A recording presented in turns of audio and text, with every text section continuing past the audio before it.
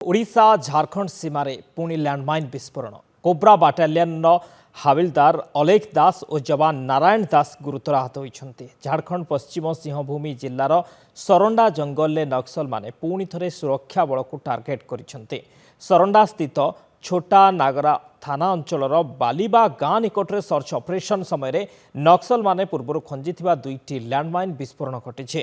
प्रथम विस्फोरण में cobra battalion 209 हाविलदार Alekh दास आहत होते 30 मिनिट पर आहत को उद्धार पाई जाउथिबा बेले पुणी एक लैंडमाइन विस्फोरण घटी।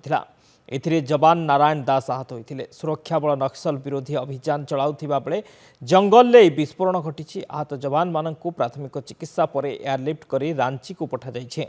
घटना पर सर्च ऑपरेशन को आहुरी जोरदार करा जाइछे।